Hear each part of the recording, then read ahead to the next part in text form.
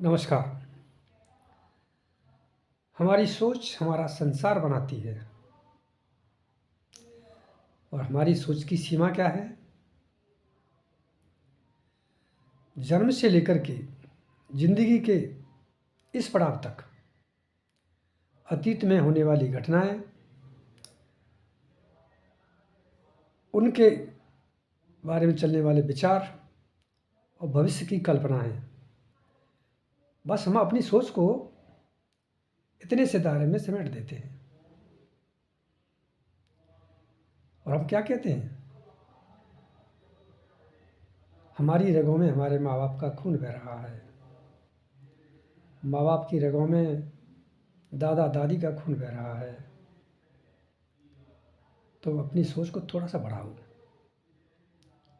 और सोचो, 100 पीढ़ी पहले कोई व्यक्ति रहा होगा, क्या उसका खून तुम्हारी रगों में नहीं? निश्चित रूप से। और 100 पीढ़ी पहले वाला व्यक्ति भी अगर इस विचार को पैदा करते आए कि और 100 पीढ़ी पहले वाला भी कोई भी व्यक्ति रहा होगा, उसका खून भी उनकी रगों में बह रहा होगा, तो आखिर हम कहाँ से शुरू हुए? ये एक श्रृंखला है, जीवन की श्रृंखला जो चलती चली जा रही है।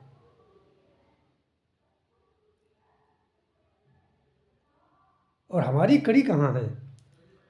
अगर मैं ये कहूँ कि आज हमारी स्थिति ऐसी है, मान लो हमारी शादी नहीं हुई, तो हमारे लिए एक कड़ी हो गई। यहाँ तक शादी हो जाती है, बच्चे हो गए, तो एक कड़ी आगे बढ़ गई। बच्चों के बच्चे हो गए तो आपसे एक कड़ी और आगे हो गई। तो ये जीवन की कड़ी है, चलती जा रही है। हम मिट जाएंगे, कड़ी चलती चली जाएगी, ये श्रृंखला चलती चली जाएगी।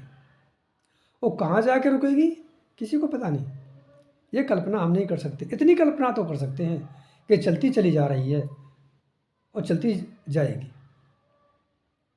और इसकी शुरुआत सोचे तो एक अंदाज़ा लगा सकते हैं कि हम इस यूनिवर्स का ही हिस्सा हैं, इस यूनिवर्स का ही ब्लड है जो हमारे रगों में है। तो फिर ये जितने भी जीव, पशु पक्षी, पेड़ पौधे, मनुष्य, ये सब एक ही कड़ी के हिस्से हैं। हम अलग नहीं हैं।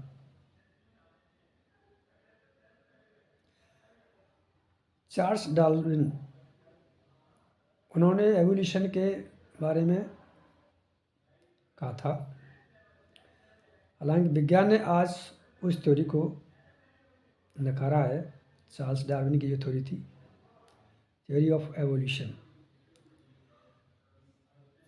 उनके हिसाब से बंदरों से मनुष्यों की उत्पत्ति हुई। लेकिन इस थ्योरी को विज्ञान आज के समय में नकारती है। यानी जो अनंत ब्रह्मांड की एक सुपर कॉन्शियसनेस, अनंत चेतना, उसका ही स्वरूप है। ये जो भी क्रिएशन है, ये उसी का ही एक रूप है और वो अनेकों रूपों में व्याप्त है। एक ही कॉन्शियसनेस अनेक रूपों में है, फिर हम अलग अलग कैसे हो गए?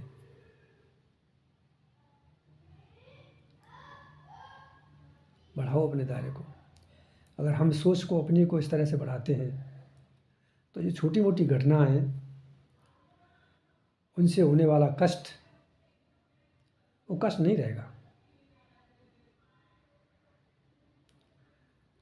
जो हम एक दूसरे से द्वेषभाव रखते हैं, बिल्कुल समाप्त हो जाएगा। हम अलग नहीं हैं। हम अलग महसूस करते हैं क्योंकि हमारा दायरा छोटा है, हमारी सोच का दायरा बहुत छोटा है। इसलिए हम एक दूसरे से अपने आप को भिन्न समझते हैं। इस कड़ी को सोचो, जहाँ से शुरुआत हुई होगी वहाँ तक अपने विचारों को हम ले जाएं तो पाएंगे हम अलग नहीं हैं।